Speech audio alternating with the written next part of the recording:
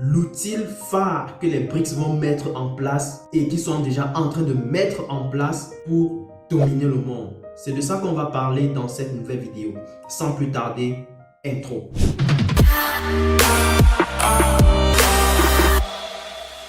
Salut et bienvenue sur la chaîne YouTube AfroForex. Ici c'est le Dr Christopher. J'espère que vous allez bien. J'espère que vous êtes en forme. Pour ceux d'entre vous qui ont suivi l'actualité sur les BRICS, le sommet des BRICS qui a eu lieu il y a quelques mois, probablement ça a été l'un des événements les plus excitants de l'année. Et bien sûr, après l'annonce de l'expansion, il y a pas mal de personnes qui ont eu à commenter, à saluer la nouvelle et bien sûr à apporter l'appréciation sur cet événement ou alors sur cette action-là que les BRICS ont mise en place. Bien sûr, des enjeux se mettent en place. Bien sûr, beaucoup d'autres situations sont en train de se créer, sont en train d'être engendrées. Et justement, on va essayer de comprendre au fur et à mesure comment est-ce que cette chose-là est en train de se déployer. À en juger par les commentaires sur les réseaux sociaux, bien sûr, l'expansion était clairement un signal qu'il n'y a pas de retour en arrière. Le monde que nous connaissons aujourd'hui, n'est-ce pas, ou autrefois, ne reviendra pas. Parce que les pays en développement ont maintenant une langue commune. Ils parviennent à trouver un objectif commun et qui leur profite. Bien sûr, ils poursuivent une variété d'objectifs. Bien sûr, ils poursuivent une variété d'objectifs. Ils ne s'entendent pas très bien, mais à cause de décennies, voire de centaines d'années de vie dans une ombre au service de plusieurs grandes puissances, ils se sentent maintenant plus unis que jamais qu'auparavant dans l'histoire. Aujourd'hui, j'aimerais avec vous aller dans plus de détails sur l'un des principaux outils du bloc des BRICS qui est la New Development Bank ou encore en d'autres termes simplement la BRICS Bank, donc la banque des BRICS, la banque du bloc des BRICS. Bien entendu, pour entrer dans le vif du sujet, je vous invite bien sûr à vous abonner, à partager au maximum si vous aimez ce style de vidéo beaucoup plus économique. Donc, assurez-vous de vous abonner, assurez-vous de liker, assurez-vous de nous dire en commentaire depuis où est-ce que vous regardez la vidéo. Ça nous fait grandement plaisir. Revenons à notre sujet. La nouvelle banque de développement va jouer un rôle clé dans la dédollarisation. Ça, ce n'est plus une nouvelle, c'est une réalité. Selon la présidente des BRICS, Dilma Rousseff, la brésilienne, la banque prévoit de commencer à prêter en devises sud-africaines et brésiliennes ainsi qu'en roupies. Donc, le roupie, c'est la monnaie tout simplement de l'Inde. Okay? Cette mesure contribuera à faciliter la mise en place d'un système financier multipolaire et par conséquent réduira à la dépendance à l'égard du dollar. Ça, c'est très important parce qu'en réalité, ce qui se passe, c'est que on a eu depuis un moment un système unipolaire où le dollar est en réalité, mais même jusqu'aujourd'hui, le dollar est la monnaie qui est la plus utilisée dans le monde entier. Vous prenez les pays comme le Zimbabwe, le Mozambique ou encore le Venezuela ou encore même l'Argentine.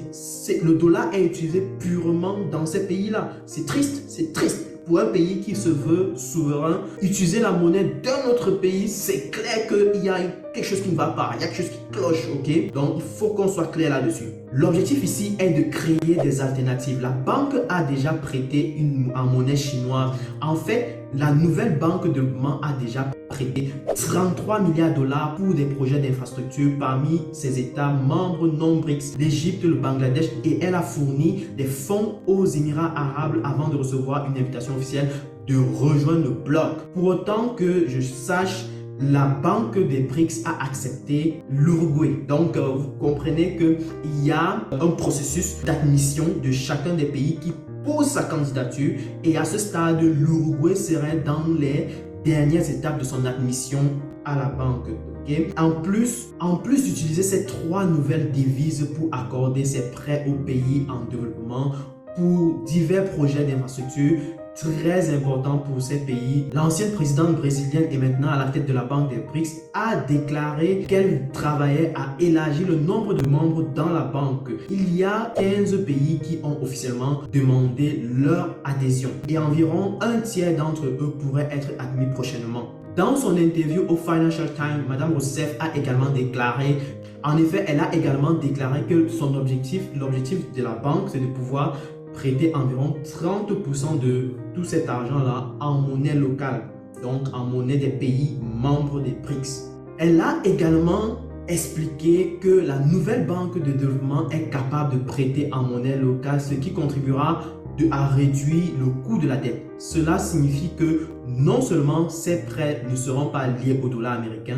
mais les pays qui choisissent de travailler avec la banque des BRICS pourront éviter le risque de change lié à la conversion de l'argent en dollars. L'objectif principal de la banque BRICS est de devenir le prêteur de choix pour les pays en développement et les marchés émergents. Madame Rousseff a également déclaré que son objectif était de devenir, je cite, une banque créée par des pays en développement pour eux-mêmes. Il y a une chose que Dilma Rousseff, la présidente des BRICS actuelle, a dit qui m'a franchement poussé à réfléchir. Il faut qu'on essaye de comprendre ça. Parce que déjà, sur ce point, il faut comprendre qu'il y a un ensemble d'éléments. Les éléments que je voudrais évoquer ici, c'est que ce qu'on peut constater, c'est que la banque des BRICS, la nouvelle banque des BRICS, est en réalité là comme un véritable concurrent direct de plusieurs plateformes, à savoir la Banque mondiale, à savoir le FMI et bien d'autres potentiels prêteurs qui existent de partout dans le monde, G20, G7 et autres. Donc, comprenez que là, en réalité, il y a clairement un vrai concurrent qui se met en place et qui va peut-être créer des manques à gagner pour le FMI, créer des manques à gagner pour la Banque mondiale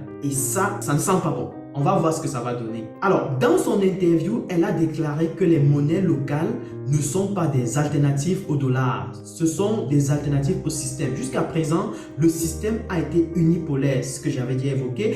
Il sera remplacé par un système multipolaire.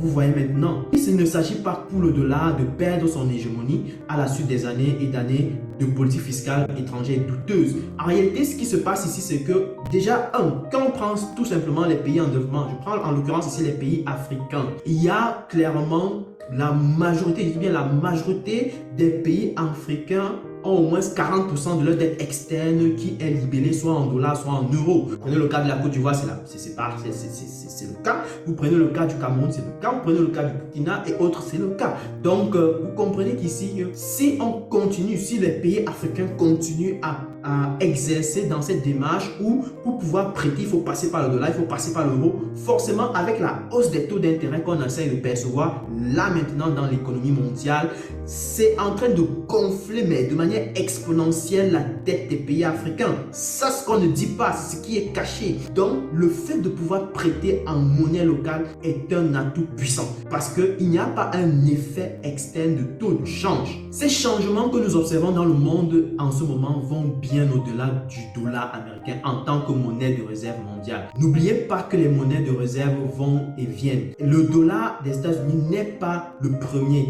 et n'est pas probablement la dernière monnaie de réserve. Ce que Dilma Rousseff est en train de nous dire à ce niveau, c'est que c'est encore plus grand que ça. Le dollar américain joue encore un rôle encore plus puissant que ça. C'est une monnaie de domination purement, pour être simple, d'accord? Il s'agit de recharger l'ensemble du système, pas seulement de substituer une monnaie à une autre. Non, il s'agit vraiment de concasser le système existant et de pouvoir maintenant mettre en place un autre système.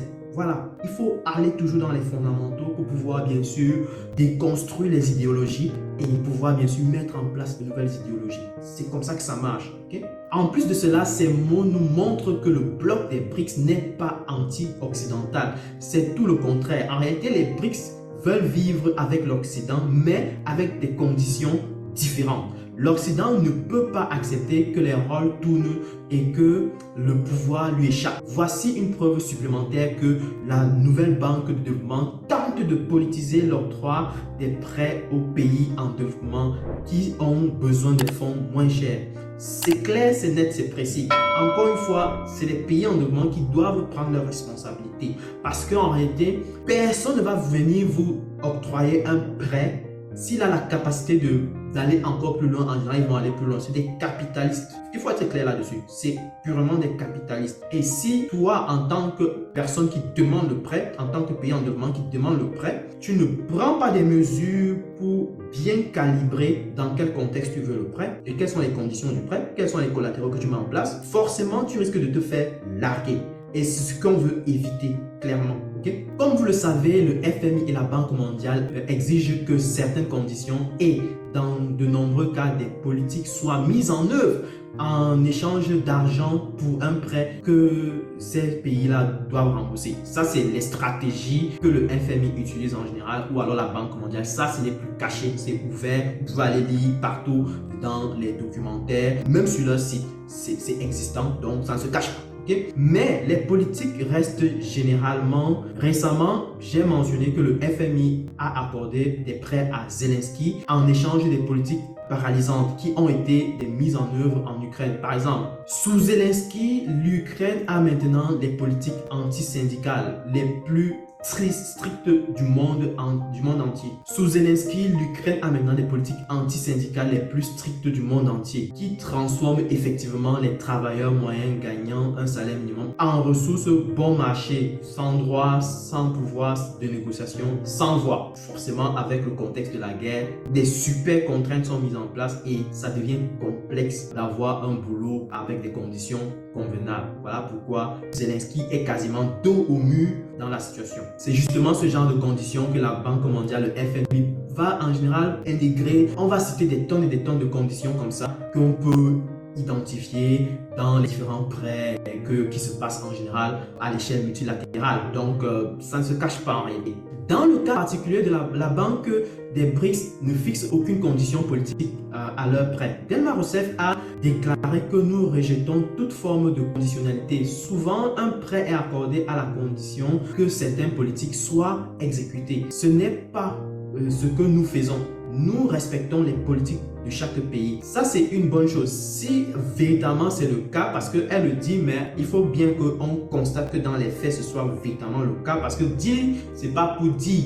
C'est montré par les faits. Il faut être clair là-dessus, d'accord? Donc, si dans les pratiques, c'est ce qu'on va suivre. On va suivre ça de près en tout cas. Et j'attire déjà la vigilance des différents pays qui vont vouloir aller prendre des emprunts là-bas, n'est-ce pas? Faire des emprunts là-bas. Donc, il faudra bien sûr avoir un bon élan en termes de rigueur dans les collatéraux dont vous avez besoin, enfin, dont vous allez mettre sur la table pour pouvoir bien sûr prendre le prêt en question. Donc, c'est vraiment le point clé le plus important. Okay? Donc, du coup, ça voudrait dire que si jamais il y a des conditions qui sont mises en place, il faut prendre le temps d'analyser, s'assurer que ça n'impacte pas d'un point de vue politique. Parce qu'en réalité, si les pays africains, je prends le cas des pays africains puisque j'en parle énormément, si les pays africains ont l'intention d'aller chercher de l'argent là-bas, n'est-ce pas, en emprunt, il faudrait bien sûr prendre le soin d'analyser de fond en comble quel est l'impact dans 50 ans au moins de chaque condition. Je dis bien dans 50 ans au moins de chaque condition qui vont être implémentées, qui vont être acceptées dans les conditions de prêt. Okay? Il faut être clair là-dessus. Donc, faire une analyse d'impact de chaque condition que la Banque des BRICS va mettre en place. Et c'est pareil pour tous les autres organismes qui proposent d'octroyer des prêts. Mesurer l'impact au moins dans 50 ans de toutes les conditions qui vont être mises en place pour les prochaines années. Très important. La nouvelle banque de développement émet des obligations comme l'un des moyens disponibles pour se financer. En plus de cela, les pays membres du bloc BRICS apportent également du capital. Plus tôt cette année, la banque a émis l'obligation de plus de 1,25 trillion par an. Donc, cette transaction a été très bien accueillie par les investisseurs. Il y avait 50 investisseurs d'Asie, d'Europe et d'Amérique, plutôt assez puissants. 1,25 trillion, c'est un très bon avancement. Donc du coup, je pense que 1,25 trillion justement, c'est un gros avancement. Ça voudrait dire qu'il y a des choses qui vont se faire. Plus tôt cette année, la banque a émis une obligation verte de plus de 1,25 milliard par an. Cette transaction a été très bien accueillie par les investisseurs. Il y avait 50 investisseurs d'Asie, d'Afrique et d'Amérique. Donc, c'est plutôt une bonne nouvelle. Ça voudrait dire qu'il y a beaucoup d'investisseurs qui s'y intéressent et qui ont mis beaucoup d'argent. Et bien sûr, pour l'année qui va suivre, il y en aura certainement beaucoup plus. On va en tout cas suivre ça de près pour voir comment est-ce que les choses évoluent, comment est-ce que la multipolarité, n'est-ce pas, va se dessiner sur la carte mondiale. Selon leur site web, le produit net de l'émission de l'obligation sera alloué au financement et ou au refinancement des projets verts éligibles. Quand on dit projet vert, c'est tout simplement des projets qui prennent en considération des contraintes écologiques environnementales et qui contribuent à la soutenabilité de la production à long terme, d'accord? Donc, la production qu'on va appeler la production durable sur le long terme. Alors, aidant ainsi efficacement les pays en développement à investir dans les infrastructures durables. Donc, du coup, ça voudrait tout simplement dire qu'en réalité, ce qu'il faut comprendre ici, il y aura pas mal d'investissements qui vont être faits non seulement dans les activités ou alors des projets qui prennent en compte non seulement l'aspect économique, l'aspect sanitaire, mais aussi l'aspect écologique. Donc, c'est ce qu'on va appeler développement durable. Donc, c'est une bonne nouvelle. Maintenant, à côté de ça, encore une fois, pour faire le résumé de la situation, c'est que les pays qui vont devoir aller chercher des emprunts là-bas, je sais qu'il y en aura potentiellement du côté de l'Afrique, parce que dans un contexte où il y a une certaine multipolarité dans la mise en place de la domination, alors du contrôle des emprunts à l'échelle mondiale, alors il va se passer quoi? Il va se passer une concurrence qui va se mener. Maintenant, la crainte qui va peut-être se produire, c'est qu'il y ait une sorte de coopération ou de collusion cachée qui va se mener entre ces deux parties prenantes, c'est-à-dire le bloc des BRICS et le G7. Donc, il faut faire très attention. Donc, ou alors le G20, ou encore le FMI, ou encore la Banque mondiale, puisque ça va faire, en fait, le jeu va se jouer entre ces grands blocs-là. Ok?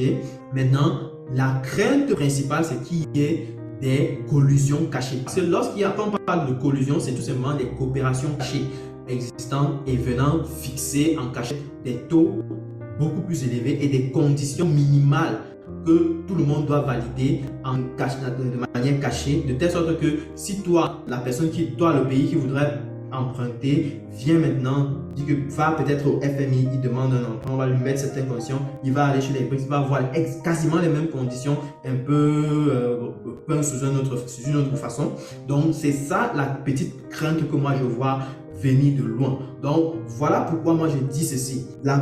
Si les pays africains veulent s'en sortir de la situation, il faut clairement qu'elles prennent le temps d'analyser concrètement toutes les conditions qu'on va leur mettre, qu'elles ne se pressent pas, qu'ils prennent le temps d'analyser les contraintes qui vont être mises en place, les collatéraux qui vont être demandés, les impacts des conditions qui vont être mises en place au moins dans 50, 100 ans. Ça, c'est très important. Ça va leur permettre de voir qu'est-ce qui est jouable, qu'est-ce qui n'est pas jouable avant de prendre un prêt et donc de ne pas clouer les prochaines générations et bien sûr d'aussi contribuer à favoriser l'attraction en termes d'investissement éventuellement de la diaspora et même pourquoi pas des autres investisseurs qui sont locaux. Donc du coup, voilà ce qui fait un peu le point de cette vidéo. Dites-moi en commentaire ce que vous en pensez. Dites-moi en commentaire ce que vous voulez qu'on ajoute dans cette vidéo. Est-ce que ce type de vidéo vous intéresse? Est-ce que vous aimeriez qu'on partage beaucoup plus de thématiques économiques? Ce sera avec plaisir. J'attends vos commentaires et surtout partagez au maximum la vidéo pour que nous puissions bien sûr impacter. Abonnez-vous aux pages YouTube, Facebook, TikTok d'AfroForex et surtout prenez soin de nous dire en commentaire ce que vous en pensez. Je vais vous laisser sur ce point. Prenez soin de vous. À très bientôt. Ciao.